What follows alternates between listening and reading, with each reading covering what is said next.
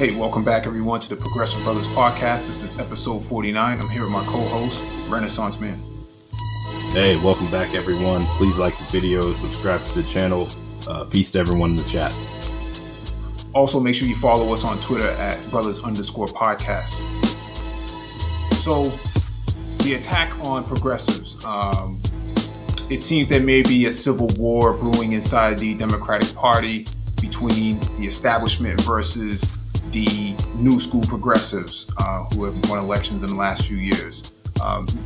Mainly those who consist of Cori Bush, India Walton, who was the socialist mayor, or a socialist mayoral candidate who just pretty much secured the primary into November, as well as AOC and Nina Turner.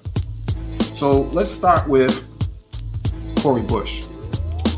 Cori Bush, who is a congresswoman who sat outside and slept outside actually on the Capitol steps to protest the eviction moratorium. I think that's a courageous move, but it is summertime, so they don't have to really worry about too much. Plus, there was no rain, from what I understand, in DC. So she wasn't the only one out there, but she is the progenitor of the protest itself. I think that's a pretty courageous move for her. I didn't see that coming, actually. That's kind of like the first time I've ever seen that happen. But I think when it comes to this, it has kind of solidified her place within the party itself. But she's also receiving less credibility on all of this. What's your take on this, Renaissance? To me, it builds her brand. To me, if you start talking about progressive politicians within the DNC, she is not someone who initially would pop in my head. Just because of, I know who she is, but just because of her profile. AOC, obviously, she has a high profile. The squad, because they're associated with her, and just in general, they've had their tussles with Nancy Pelosi. Obviously, someone like a Bernie, a Nina Turner, those people have profiles. Like I said, to know someone like a Cori Bush, you either have to be from Missouri or someone who's really deeply involved in politics. I think this is a sort of a watershed moment for her that sort of is going to raise her profile within the party, just because, I believe this was something that they were talking about possibly affecting up to like 30 million people, maybe nationwide. Yes. So to me, it's kind of, it's one of those things that I kind of view when you can get a victory like that. I sort of put it in the context of those sort of grassroots type of things that you can really talk about, sort of like how Bernie had those instances of where he could go and point to, early in his career or even his life when he was standing against things like segregation and things like that. Or we even look at someone who, like a Cory Booker, and he talks about, going and shoveling a constituent snow, things along those lines. To me, those things really build the profile and sort of separate people from just being a rank and file in Washington, D.C. politician that people just kind of, at times roll their eyes at. Yeah, it turns her into a firebrand. It really puts her out there. She gets all the headlines. She really put out... And don't forget that she also campaigned with Nina Turner through all of this, but she wasn't the only one out there. But she is the main person of the squad who taken on that mantle. So, like you said, building up the brand, maybe something big is going to come out of this for her. I don't know. I think that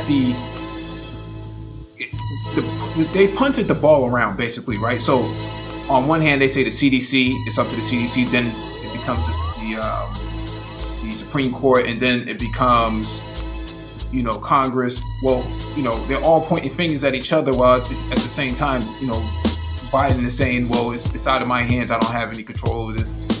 In reality, everyone is responsible for this whole entire eviction ban being extended, as well as student loans and things like that. So I think the kicking around of the ball puts the onus into Congress's lap. Anybody else can punt it, but if Cori Bush takes it on, it's an opportunity for her to actually build up the brand, like you were saying before. I don't see this as a bad move. What I see as a bad move is the Democratic establishment kind of robbing the the claim to fame that they got this done, and if it wasn't for them, this wouldn't have taken place. But in reality, it was Cori Bush who was really the the hero of the night, or the hero of the day, for that matter. So no, I know exactly what you mean. Sort of, Democrats have a habit, especially establishment, have a sort of a habit of trying to play the polls and see, how's this going to land, and then when it lands, trying to we were there with them, not really putting their neck out there. But to me, it goes back to something that she can really hang her hat on. It's one thing to go back to your district and say, I secured some funding for this, or we're going to get this built, versus you can come back and say, no, I was one of the catalysts that stopped the eviction ban nationwide, and extended the eviction ban nationwide, and essentially bought you more time to not be evicted. I mean, to me, that's pretty powerful, because that speaks right to as they like to say, kitchen table issues. People really on the brink of being homeless, and you being able to say, hey, I did something to stop that, and hey, I didn't just sit in Congress and formally get legislation and things like that, sort of the traditional process. No, I saw that this was becoming an issue, and I took action that was creative, outside of the box, and was able to get it done. So, and to be honest with you, I think another thing with this too is, I believe the ban is extended for 90 days? Yeah, into October. Yeah, so with that, I think really what you're going to see is I think the fact that she got it through summer, and now it's going to be in the fall. In some of these places, October is going to be going into winter, where it's already colder. So I think with that is you bought more time to really, in my opinion, maybe even get this pushed back to next spring, because in my opinion, it's just going to look bad if October, which is near Thanksgiving, you start talking about evicting all these people going into winter. All of that is just going to make for a much more, in my opinion, larger backlash versus, in the summer going into the fall, you at least, like you said, it's not as bad sleeping outside in DC at this time of year, but, wait till October or November comes. Right. You got to keep that same energy. But some places, some states, some cities, some municipalities do not allow you to evict people from November throughout winter. So any time that's considered to be past October 26th, you can't evict them because it's considered to be detrimental for the weather conditions, or the season itself. The season itself. And so I think what happens here is evictions are kind of banned from October 26th up until March, the 1st of March, I think. I think that's the lifting of the ban of evictions. So essentially, if it holds up, she could have bought some people until next March, if it can hold up through court. Right. And what some landlords are doing is basically saying, well, we just want to set Section 8 vouchers, for those people who want to rent from us, basically. So on one hand, in some places you can't evict people, but on the other hand, they can say, well, we just don't accept Section 8 vouchers or something like that, or we're not going to renew the lease. The reality here is they want to gut the market of all of these people inside these apartments and make them unhoused, and so that they can flip the property for what it is, cheap, and then cash out. That's essentially what's happening right now. And so if the Biden administration is not going to help get those $40 billion in back rent to the landlords, I don't know. I think that it's a bit of a disaster, because there's a lot of the infrastructure bill has enough money in it that can actually be diverted to and divested to actually bailing out people who are back on their rent. Yeah, that, or some of these local municipalities. I saw this in Denver, that they actually set up fishing. What was it? Spear. I think it's spear fishing. Basically, where people go out in the winter. They have those sort of tents that are basically winterproof. That they basically created a. Or I think it's ice fishing tents. They basically created sort of an area where they have a bunch of tents. People can stay warm, have an area, and then they have all these services that are coming there, as well as mental health services, employment services, all of that. So it's something that's temporary, that's actually done really well, that other cities are possibly looking at. So even if some of the strategies that you're talking about are being pulled by landlords, hopefully cities can be creative and figure out how to get these people rehoused. If it is someone who's having employment issues, like I said, bringing in those people with skills to help get them back on their feet. Or if there's someone who's having lost their job and is having addiction crisis, things like that, dealing with those things as well. Because when you start talking about evictions, I think people can just think, oh, well, someone's on behind on the rent because they lost a job. But when you look at all the stress that COVID has created, be it addiction, domestic violence, all these other social ills that have come as a result of COVID, you don't know who's in that situation and why. It may not even be necessarily a job loss in that sense.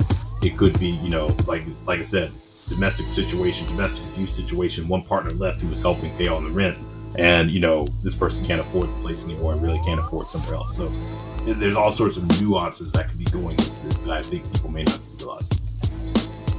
Yeah, and I think the Democratic Party is doing a poor job at really engaging all of this. The money is there. The Trump administration spent $20 trillion or up to $20 trillion bailing out failed industries like the airline industry and the cruise ship industry, and which the cruise ship industry, those aren't even American businesses. Those are foreign businesses. So why are we propping up these sort of failing entities and industries for what exactly? Okay, so American Airlines goes out of business. So what? Why are we bailing them out? Why are we bailing out Delta? But when it comes to renters, somehow we're like, oh no, that's something that is up to Congress. Oh, well, maybe the CDC has to, address this, from a pandemic standpoint. And it's like, you have the money. If it's only $44 billion that needs to be allocated, surely that $2 trillion infrastructure bill can be put on pause to divert and divest those funds into sheltering those people on their back rent. It's just kind of that simple, in my opinion. But I guess when it comes to Congress, the Senate, and the three branches of government, there's this sort of, who's on first, Abbott Costello. Yeah, you're right. Yeah. So shifting away from Cori Bush and the eviction scandal, let's talk about Nina Turner, Congresswoman or Congresswoman candidate for Ohio, and she lost her race to her opponent, Shontel Brown, in Ohio, and so she lost by very little percentage points. I think like 6 percentage points, 4,000 votes. What's your take on that if you've been following it? Yeah, I followed it. I actually remember I believe it was the day of the election. She was on Roland Martin's show.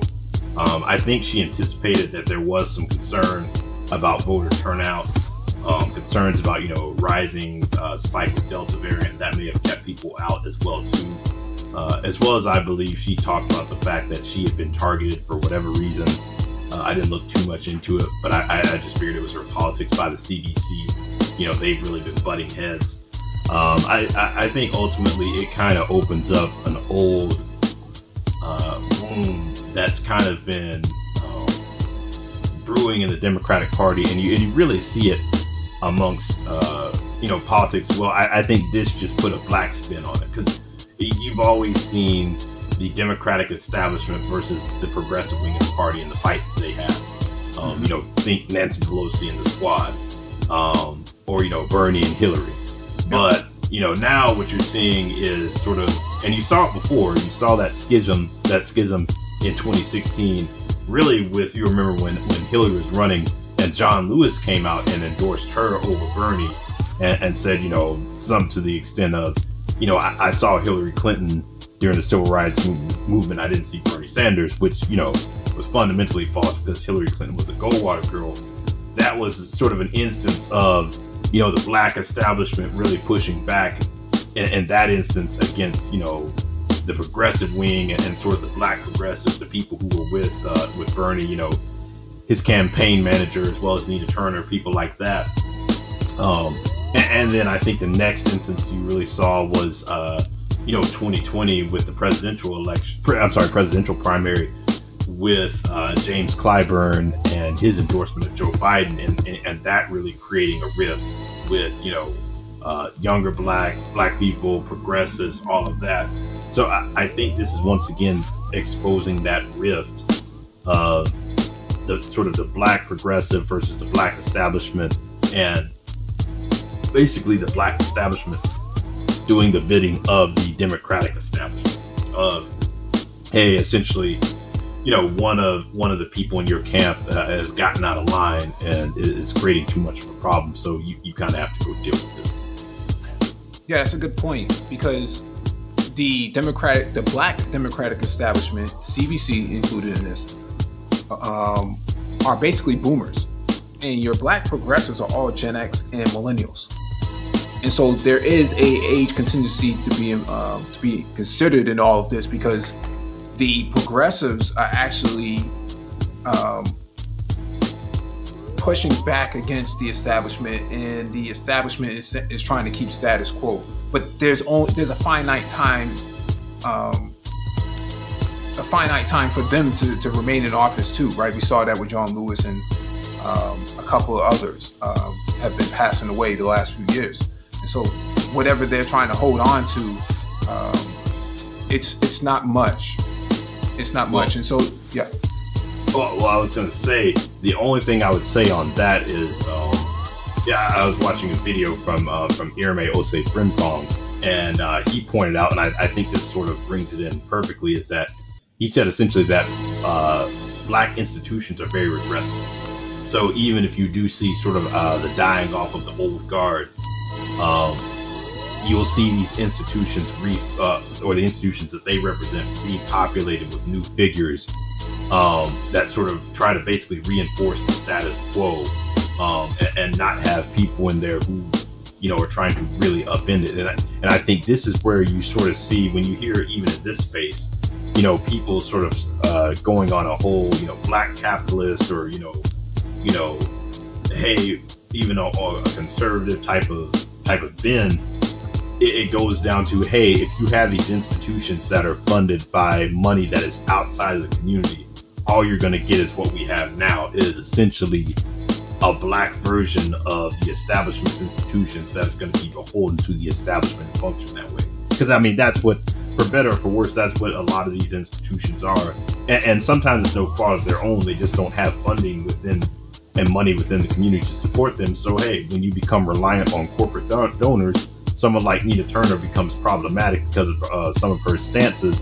And then you have these institutions that are dependent on corporate dollars that become threatened by, the people who donate the money become threatened, and then basically pull their purse strings on the institution. And thus that's what you have now. But another thing I think is interesting on another note is this also shows sort of how people in this space, but in general on the right, can sort of lump all the left in together, or even all of black people who they say vote for Democratic. They just sort of try to paint it as monolithic thought, and it's like, no, if you follow closely in the party, there are nuances, and there is infighting. Yeah, definitely. It's a bit fractured and fragmented. It's never been unified. I can't remember a time personally when you had a unified Democratic front, even though the Democratic Party infrastructure-wise has been the go-to when it came to leftist politics, right? So all your social justice movements have largely been, at least in recent history, post 1965, have largely been on the Democratic Party's plate. That's been the hallmark of the party. They've been very open about supporting all these radical justice movements, and at least in name, right? Not in really in action, but they've been the party to actually uphold the the flag and wave it, for all of these sort of disenfranchised people, or what should be considered disenfranchised people. And so when it comes to Nina Turner running against Shontel Brown, I think what happened with her is that you had a lot of foreign money coming in for Shontel Brown. Shontel Brown has been largely accused, and actually I believe the state is looking at auditing her and her actions the last few years on corporate on corruption within her position as a Democratic chair within I think Ohio. And so what happens after that, we don't really know, right? If she is found guilty of corruption in the next few months, she may not be able to hold that position very long. And I think for Nina Turner, this may be, the loss may be a victory for her. Yeah. Because next go around in 2023, maybe, she will have an opportunity to really just clean house. And I think, being patient is really going to be key for Nina. But for everyone listening, you had a lot of foreign money coming in, for Shontel Brown from Israel. So the DMTF, the Democratic Majority for Israel, I think it's DMFI, yeah. Democratic Majority for Israel poured in a lot of money. But why did they do that? Nina Turner has been a big advocate for Palestinians and has spoken out against Israel in the past. And so for her, that was a very strong position for her to take, with Bernie Sanders and with Cornel West and many of the other progressives collectively, that they're going to stand with the Palestinians over the state of Israel, and anybody going against Israel and trying to get into Congress, or who is within Congress, usually takes a timely death. And so Nina, although she had the national support, she didn't have the best local support. Actually, let me say it like this.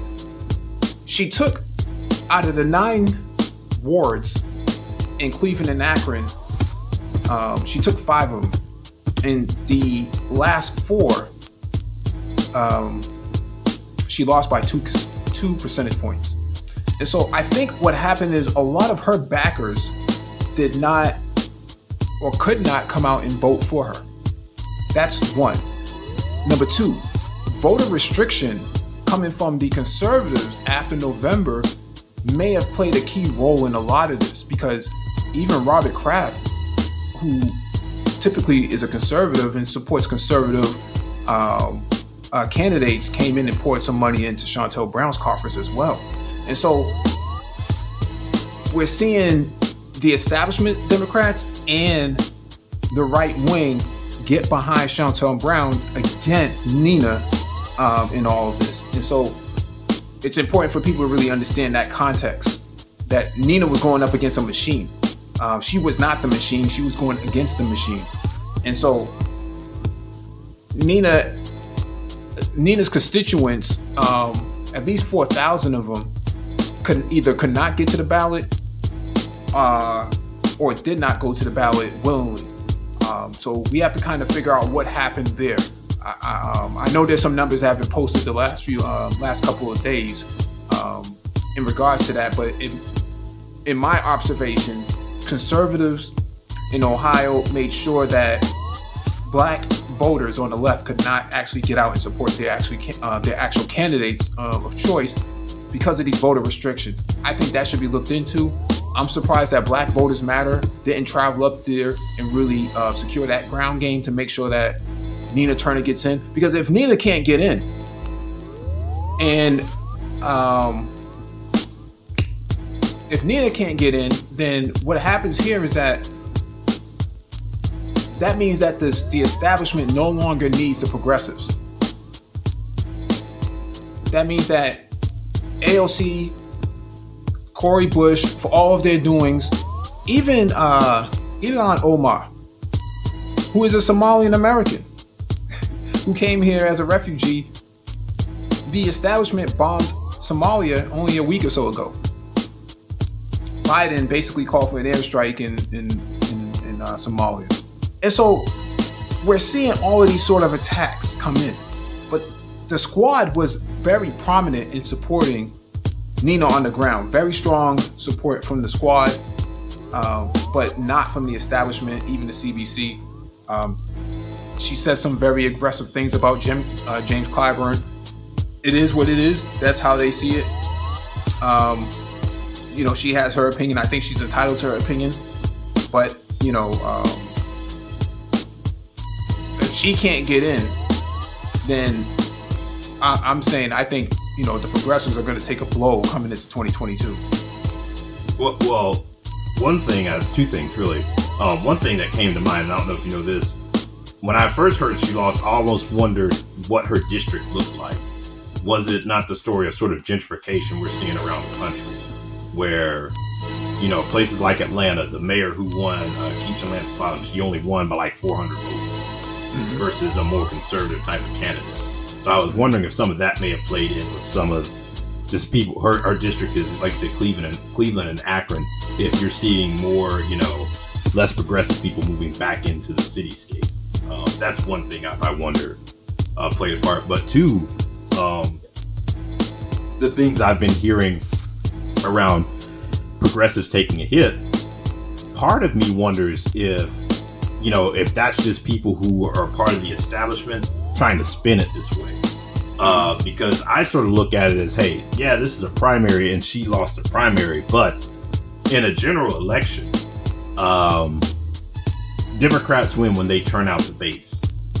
I mean, that's the issue. I mean, Hillary Clinton did not turn out the base, and she lost.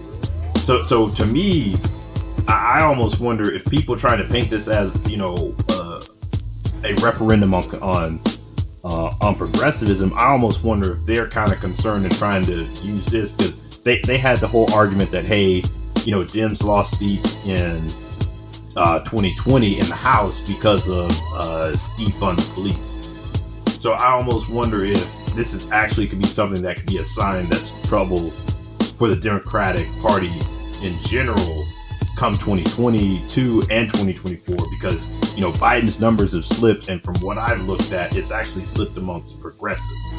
So I almost wonder if people really, with sort of Biden's agenda in a sense kind of stalled a little bit, I wonder if people are more upset with, hey, Dems aren't delivering, and a more establishment type of candidate can win because the turnout's not there.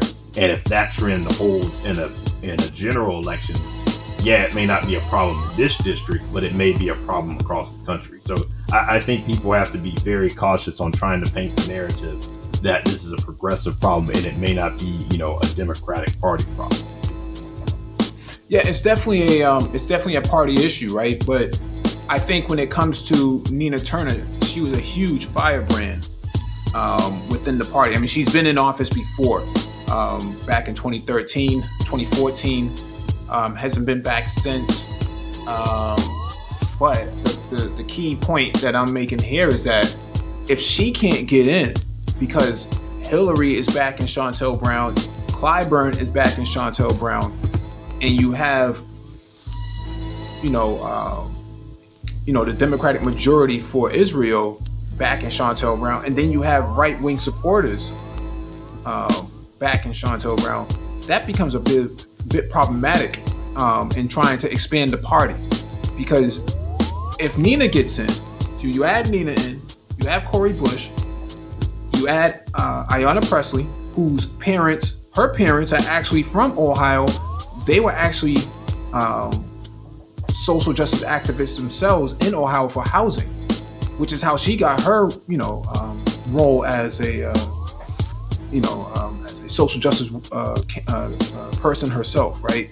And so I'm saying that there's a lot of interconnectivity and interoperability between the squad and their role with Nina. And so they needed somebody like Nina on the team, on the squad, in order to really put pressure on the administration. And they understood that. The administration understood that Nina coming in is a problem. She is going to be a firebrand. And, she basically told, and it said in the interview last year, that choosing between Biden and Trump is like choosing between piss versus excrement, other forms of excrement. So, she's a hard hitter. She's a real progressive, though. Make no mistakes about that. She's definitely a real progressive, and I think people are underestimating her not getting into office. It actually speaks volumes about the future of the party itself and which way they're moving. Yeah. The only thing I think that could be problematic when I say with the party is basically if Dems think that they're going to hold on to these Republicans who are basically homeless, depending on what happens to the party and if Trump runs, I think where it could come back to hurt the party in general is, if those people don't stick around and aren't as loyal, which, Dems have always run into that game of, hey, let's go try to get these suburban white moderate votes, and they really don't come through, and then you don't turn out the base, and then you end up losing. I think this is where I'm saying it could hurt the party in the sense of that's essentially what Clinton did. She lost. She didn't get really the support from the suburban vote that like she thought she would. A lot of people went independent, and then she basically said, hey, the Bernie people didn't, which, a lot of them did come out for her, but a lot of them didn't. A lot of them like, hey, no, I'm not voting for the establishment. So that's the only quagmire I think if Dems aren't careful, they can find themselves in. Because you already hear, I've already read headlines of basically people saying, hey, well, now that Nina Turner lost, the Biden administration doesn't have to they say cave, which I don't think they've done at all, to the demands of the progressive wing of the party, which I'm like, I'm sort of the thought process of no, if you look at who ran, Obama in 2008 ran on hope and change, and yes we can, and then Trump ran on make America great again. To me that says that two people who ran on a mandate and don't want the establishment, and yet Dems are gonna, if Dems take the message of, oh, we can just go back to normal, I think you're gonna be in trouble. Yep. Yeah, definitely gonna have a branding issue going into 2022 and 2024, because whatever happens in 2022 will determine what happens in 2024. Transitioning into Buffalo. So Buffalo, New York, India Walton, who was the mayoral candidate for Buffalo, running against the incumbent, she won the primary. And for all intents and purposes, once you win the primary, you're pretty secure going into November of the year. And so what happened with this is that you had the incumbent not want to concede to the results, which means that India can't move forward because this person doesn't want to accept the fact that he lost versus her win. And so he's holding up this process, and now you have constituents within the Buffalo within the Buffalo city itself holding up the process as well by trying to create a referendum to decide whether or not they want an actual mayor versus a city manager. A city manager is somebody who's unelected. For those who don't understand what the difference between a city manager and a mayor is. A city manager is somebody who can be appointed and can sit in office for up to 30 years, 35 years, and you won't have any way of removing them outside of a bullet. I think what's happening here is that India Walton, who was backed by the DSA, which is Democratic Socialists of America, caught these people off guard didn't have any. They didn't have a game plan to really counter this, and so they don't want to concede because they don't want to accept India Walton being the mayor of Buffalo, because there's a lot more that goes into this than what meets the eye. India Walton is considered to be a socialist mayor or a socialist candidate, backed by the Democratic Socialists of America, and supposed to reform Buffalo. And there's a lot of people inside Buffalo who are very much afraid of dealing with somebody like India Walton. What's your take on India Walton in Buffalo?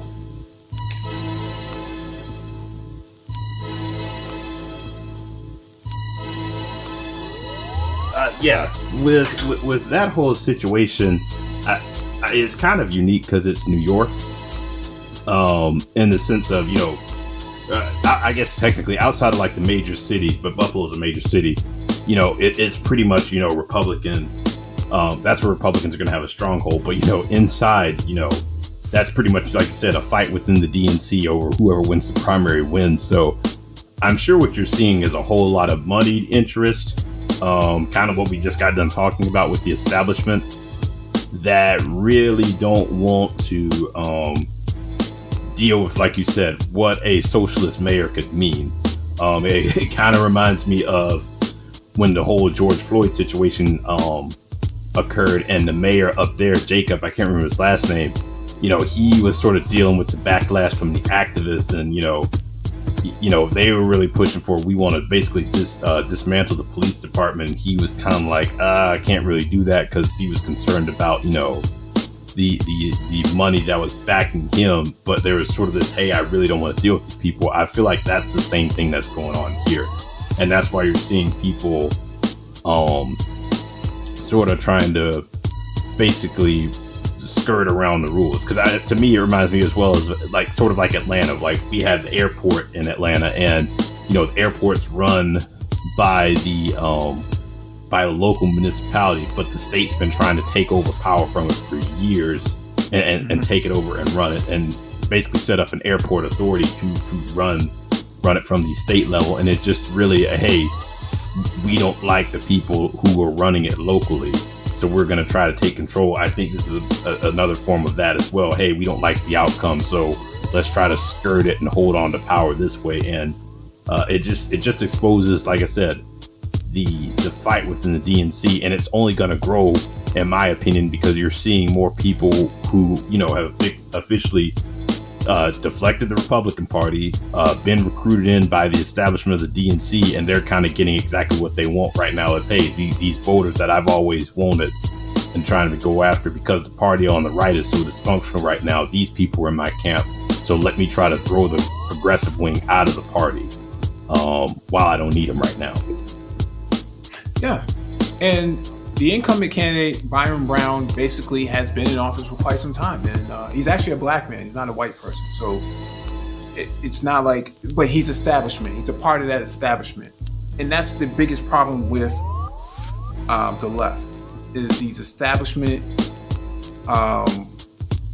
people who don't want to see any sort of progress outside of their outside of minding their own pockets in advancing themselves. And so when people always ask, well, why do Democratic cities look this way and why do they look that way? Well, you have people like this in office that they're the ones holding up progress. It's not so much the Democratic Party, but it's people like this who attach themselves to the establishment and don't want any sort of progress at all. And so this person, we'll see what happens in the next few weeks, whether or not he decides to concede or not.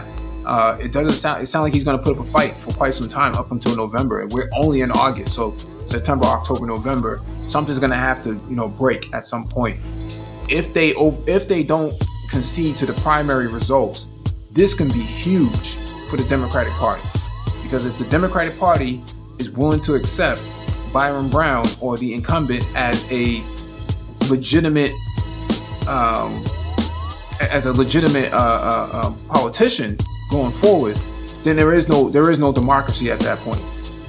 There is no democracy. Oh no, so it makes you look horrible on Trump. It'll yep.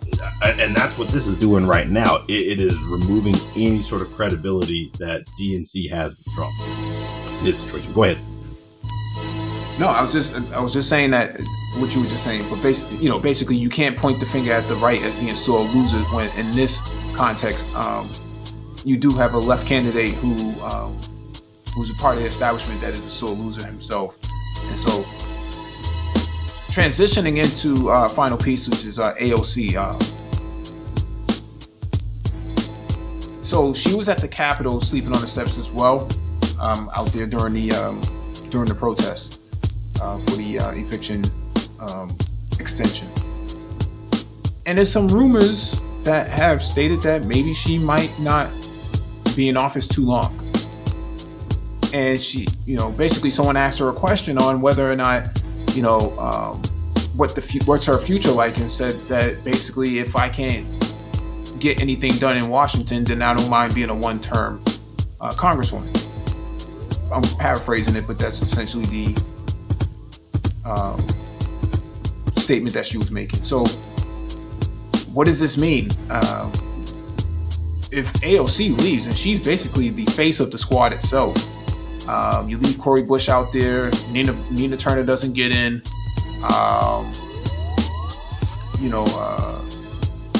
Ilhan Omar, who knows if she may be able to reclaim her position as well. This could be the breaking up of the squad after 2022. We don't know. So this is something that I'm going to keep my eye on going forward, because I think when it comes to progressives at this point, they are looking a little bit fragile, and that they're being attacked from everywhere. And I would throw Ilhan Omar in there because of what happened in Somalia in the last week or so with the bombing under the administration, as well as Cori Bush.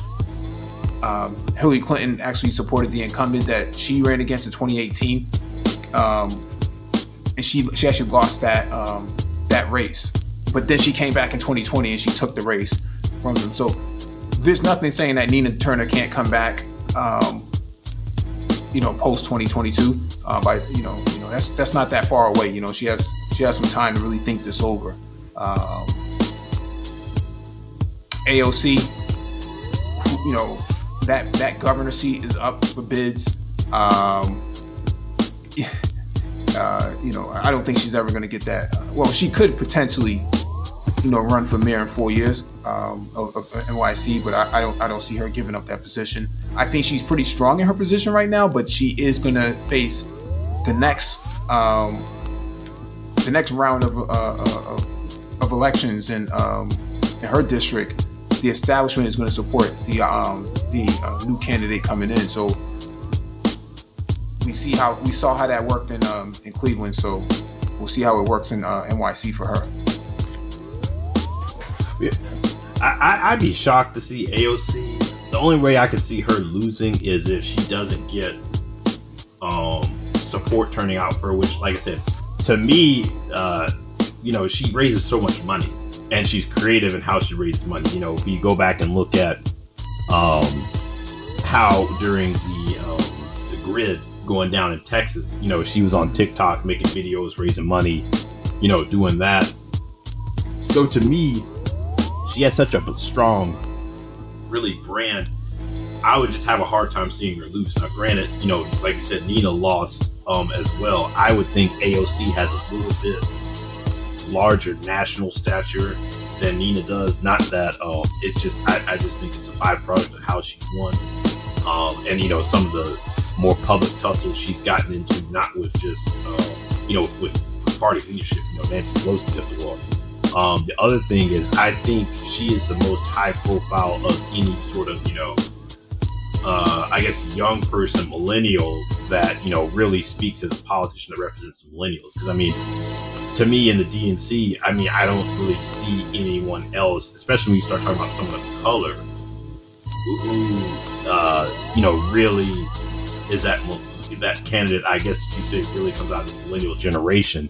I don't think Buttigieg is maybe he's an older one. He may be as well, but even to me, he doesn't have the progressive. What do you call it? I guess it's the real progressive record that goes along with this sort of really being a disruptor, he sort of, to me, comes across as more of someone who is sort of a middle of the road, in the sense of, hey, he'll somewhat challenge the establishment just because, he's openly gay, and, that brings that, but he just doesn't strike me as someone who's really going to rock the boat as far as politics go. But so for me, like, I just have a hard time seeing, imagining, not having AOC there, or if she did lose her seat, not seeing her be heavily involved in, organizing, because I mean, to me, that she's got one of the larger brands in Congress. She does, but keep in mind that Clinton in 2016 outspent Trump 2-1 and still lost. Yeah, very true. Like I said, it to me, it goes down to, all politics are local, and does she have the support in her district that's going to actually come out and do what needs to be done to keep her in office? That we'll have to wait and see for. Definitely like, share, and subscribe. Make sure you follow us on Twitter at brothers_podcast.